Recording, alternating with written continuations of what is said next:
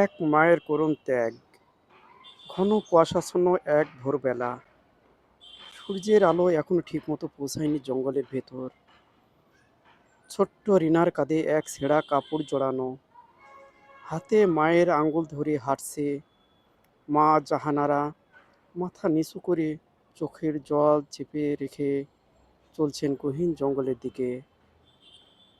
দুদিন ধরে তারা কিছু খায়নি। গ্রামের চাষের জমিতে দুর্ভিক্ষ। নদীতে জল নেই। বাজারে চালের দাম আকাশ ছোঁয়া। রিনার বাবা মাস তিনেক আগে মারা গেছেন রোগে ভুগে। জাহানারাই একা একা লড়াই করতে করতে আজ ক্লান্ত, বিধ্বস্ত।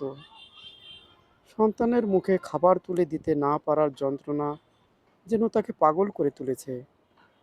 জঙ্গলের এক গাছতলায় এসে তিনি থেমে গেলেন। রিনার ছোট্ট মুখে তখনও হাসি, মাকে আঁকড়ে আছে। মা কাপা হাতে একটি পুরানো কাপড় বিছিয়ে দিলেন মাটিতে। তারপর ধীরে ধীরে রেনাকে বসিয়ে দিলেন সেখানে। রেনার কণ্ঠে ছোট্ট প্রশ্ন, মা তুমি কোথায় যাচ্ছ? জাহানারা মাথায় হাত বুলিয়ে বললেন, আমি জল আনতে যাচ্ছি মা, তুমি এখানে থেকো। মিথ্যা কথা মুখে এসে দাঁড়িয়ে গেলেও তার চোখে জল থামানো গেল না। রেনা তার মায়ের দিকে হাত বাড়িয়ে বলল, আমি ভয় পাবো মা।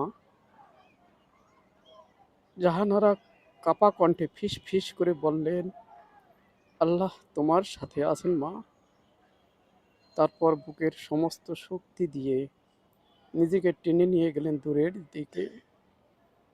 প্রতিটি পা ফেলার সাথে তার বুক ফেটে কান্না আসতে চাইল, কিন্তু তিনি দাঁড়ালেন না, ফিরে তাকালেন না।